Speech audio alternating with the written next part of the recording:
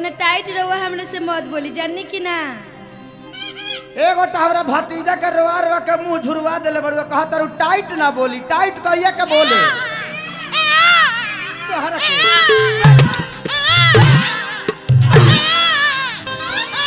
अरे माई रे माई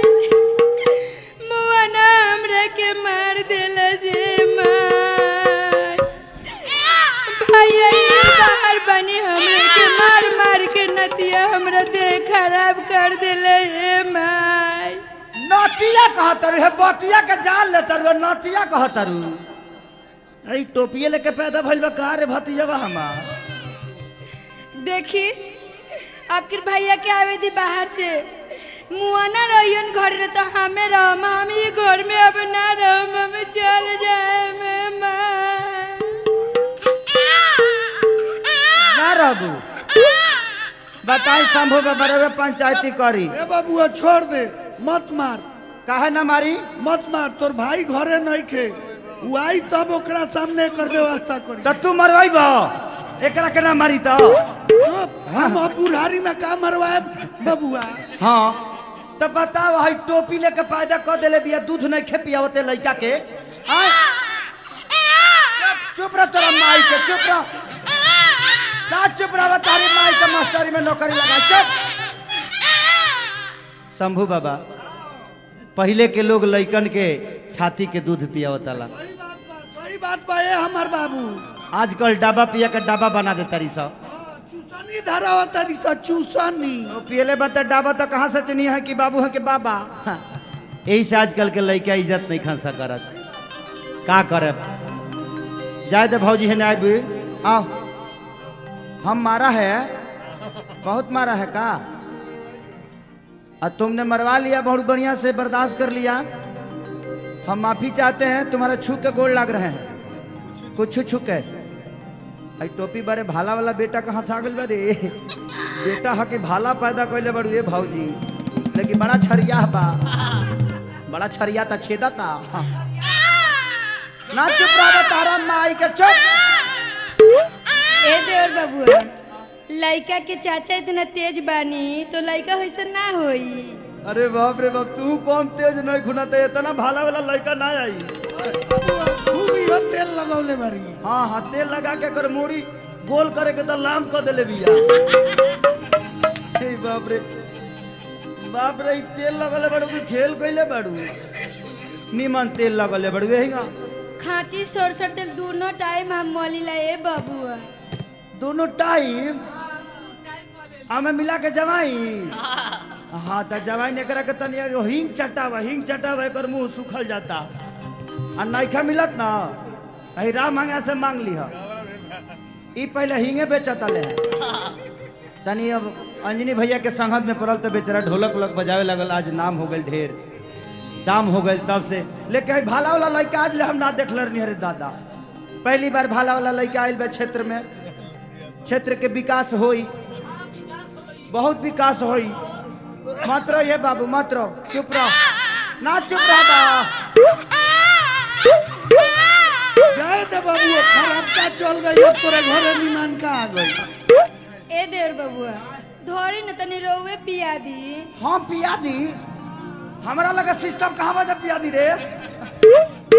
पिया दो उनकर पर्सनालिटी तनी खराब हो जाए ऐसे नहीं कि पियाव। अच्छा का है बाल्टी में पर्सनालिटी लेके आइल बड़ी हाँ हाँ तनी झूले लगी। देखा भाजी हम पियाती तो एकरा के निकाल ना देती हाँ हमारा लगा सिस्टम बंद बा। ए देवर बाबू संगे एगो लमको धरा दे तनी रोवा वही से पिया दी। लामा का बोतल बाप रे इहो कम नहीं खे टोटल बहुत तेज बिया परहेज बिया नहीं आजकल के जमाना के गाना बा कि आजकल की औरत अपना लड़का के दूध नहीं खी पियावत काहे बाबा काहे से कि पर्सनालिटी बिगड़ता। हाँ शहर में बड़ा तंग हो गई बा घरी जमाना का होता हाय मान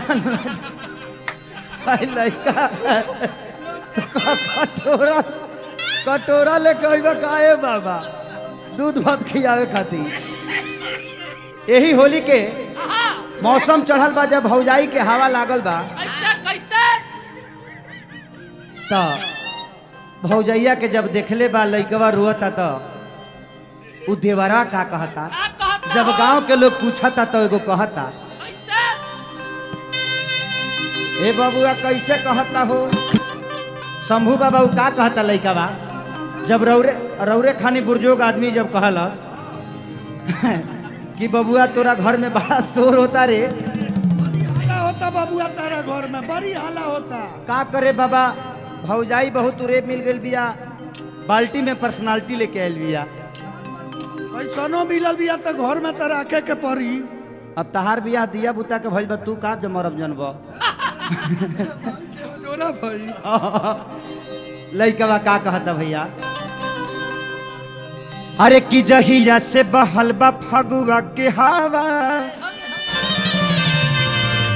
भौजी के सूट नहीं करता दावा।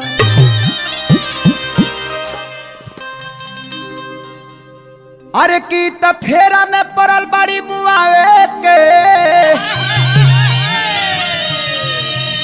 आदत छोड़ दे हली लइका पियावे के।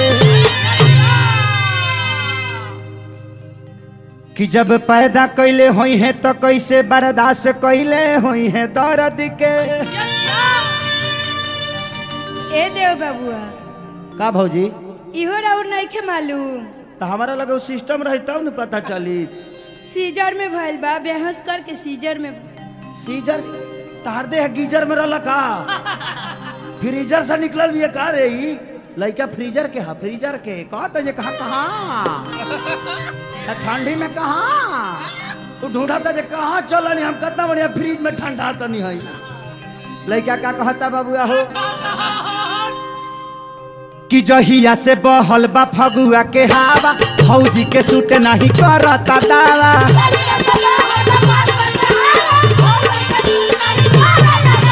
जहिया से फगुआ के बहल बा हवा, भौजी के सूट नहीं करता दावा। टोनी पिया तारी लोटा के लोटा है, लोटा है, लोटा है। ना चुप रह बे, कहा नहीं सोता रे, सोच सोच तारी माई के मस्तर में नकल है सोच। तो बोला बबुआ कहेला रोता है,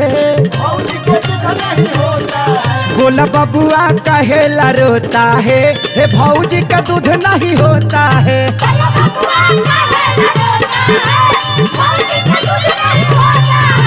बबुआ कहेला रोता है, तो भौजी का दूध नहीं होता है।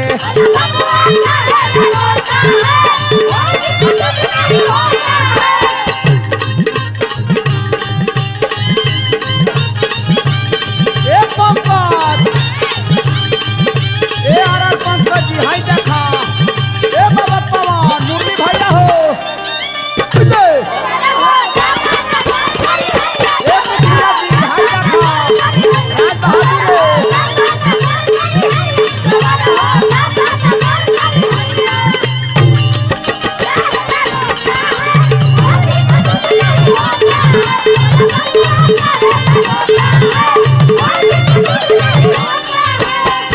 लइका कहता कि भौजी हो, दिख ले लागता बाकी दिहे ये बालटी।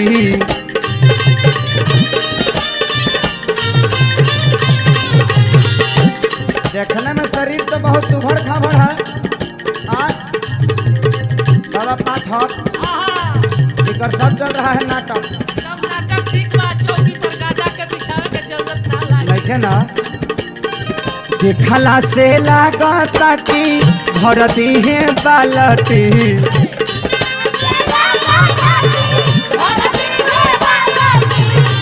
नहीं खिपियावत की घटी परसना लटी।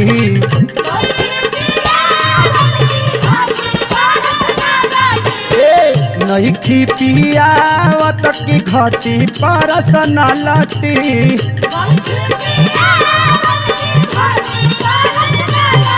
देह देखो ही में खाली कर मोटा है, मोटा है, मोटा है। ना चुप रहे, कहा नहीं तू एकरा के चुप कर धरा काहे नहीं खींच देत रे भौजी धरा दे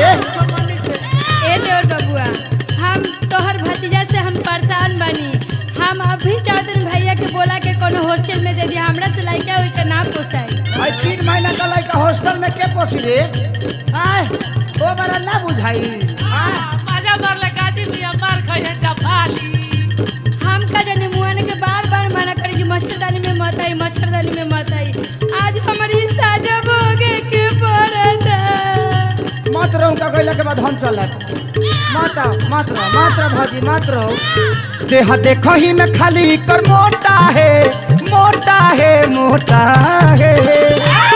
तो बोला बबुआ कहेला रोता है तो बोला बबुआ कहेला रोता है हे भौजी का दूध नहीं होता है अरे बबुआ काहेला रोता है हे भौजी का दूध नहीं होता है भैया ऐसा फोटो स्टूडियो दिया हो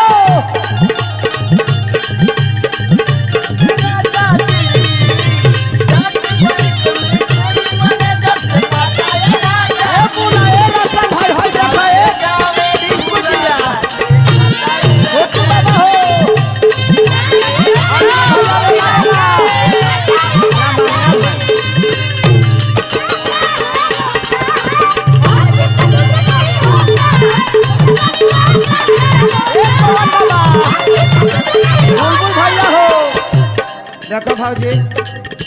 अभी लड़का छोटा है इसलिए हम कह रहे हैं कि इसको टाइम से पिलाओ खिलाओ और अपना देह का ध्यान मत दो उस लड़के का देह का ध्यान दे तब है काम करते उधर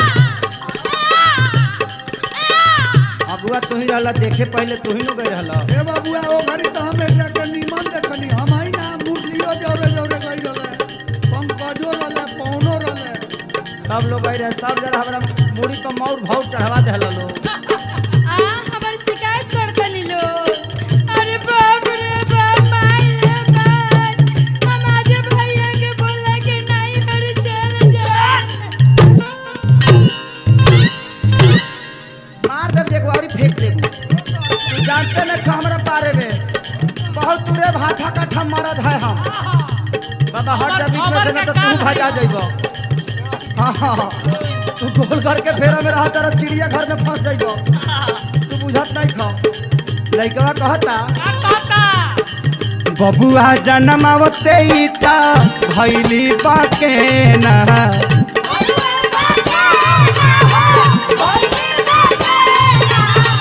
दूधवा चोरावत बाड़ी हरिहे काथे ना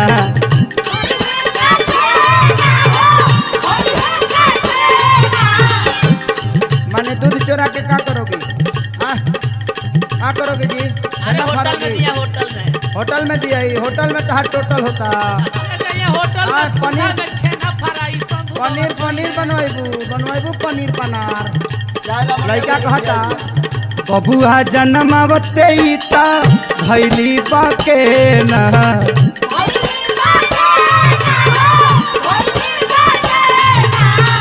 दूधवा चोरावत बाड़ी हरिहे काछे ना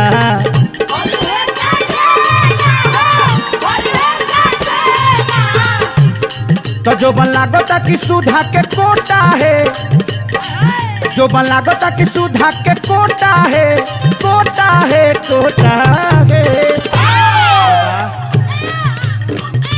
बुझा तो जे सुधा के कोटा है हे बाबुआ सुधा के कोटा कहियो कमी ना होई ना भौजियों के सुधे ना हो और वह जुदा होके कैसे उनकर से रही ले एकदम रुआ हंसी ले तो बुझाला जे पंपू से आवाज करता पक पक पक पक पक पक पक अरे शंभू बाबू उठावना कल बड़ी दूध के जो बन लागता कि सुधा के कोटा है बोला बबुआ कहेला रोता है बोला बबुआ कहेला रोता है हे भौजी का दूध नहीं होता है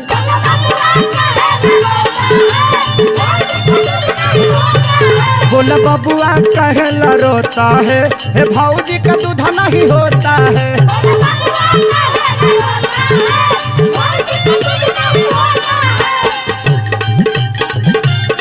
ए आरल पंकज, ए किशोर जी, ए घुंघरू भैया, ए यार ए बच्ची हाय देखो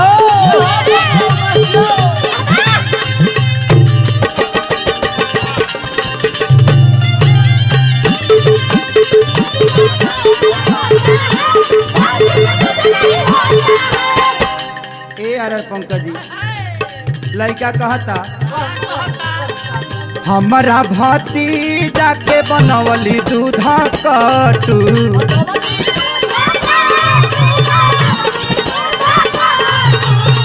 जो बना लबनिया सूखा के भइल लट्टू।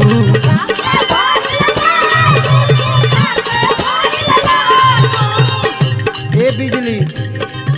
तू कितना बड़ू इजली आरती बबले उतारी तहर आरती कितने लोगों को मारती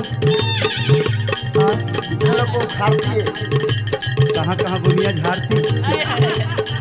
लड़का कहता आई करेजा में समय बो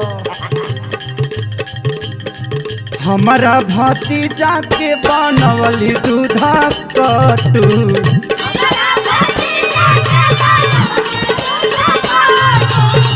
जो बना लबनिया सूखा के भइल लट्टू।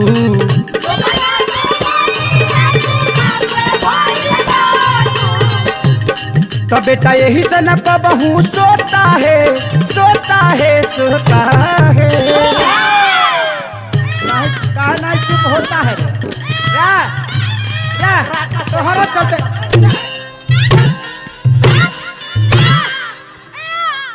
अरे बाप रे बाप मुआ नाम के जिए ना दिए दादा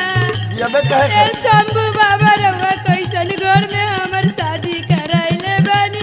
हमर घर में जोर गइल हे दादा। बाप बाप दादा दादा कहिए बारू लड़का के ना पियावा तारू ना सुतावा तारू तारा ला ठीक उपाय कर। खाली बिछौना पर मुतावा तारू खाली अब बिछौना सर गइल मुतला से ओकरा आ तारा तनको बुझाता बाप बाप करत तारू बाप बाप अब बड़ा कहा ठकुर मारा से कि चाप चाप त काहे के पैदा कलिस रे तोरा दूध ना पियाव के रहता मारी मारी पुट्ठा फाड़ दी मार के फाड़ दी ऑपरेशन हार्मोसा कर रही है सोचिए समझ के मरनी है भौजी जाए दो मान जा आज बजाए दो मान जा फान जा नहीं हमरा का और फान जा। अरे बाप रे कुछ तो कहा लेकिन ठंडी के जो गाड़ी है हमारे भौजी ना बड़ा निमन है ठीक आएंगे 6 महीना पर दूध को वैकेंसी फेंकत रहा हम ओकरा खातिर बानी ना सुधा के दूध जिंदाबाद सुधा के दूध ई ना पिए या तो सुधा के दूध पिया के जियाए ओकरा के। हाँ ठीक कहत रे मौसी तू ही बारू जाई जिया ता लइका मौसी तेल आपके देवर बाबू हमन मोर लायक बात कहनी है ए देवर बाबू रउआ के छोड़ के हम थोड़े जाए रउआ के छोड़ के हम कहियो ना जाए ना कहियो मत जाइए हम कहाँ चाहते हैं तरह के छोड़े के हम तो चाहते नहीं की तरह कोड़े के हम चाहते नहीं की छोड़े के लड़का कहते है पवन बाबा बेटा यही से ठीक से न सोता है बोल बबुआ कहेला रोता है होता है रे तेरा मौसी के ना चुप रहा मारो भीतर चलेगा चुप कहे बबुआ कहेला रोता है ए भौजी का दूध नहीं होता है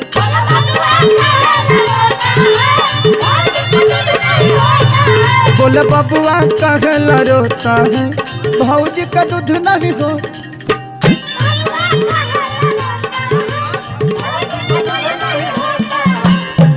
वो कहेला रोता है भौजी का दूध नहीं होता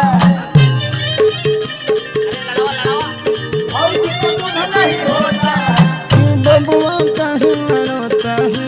भौजी का दूध नहीं होता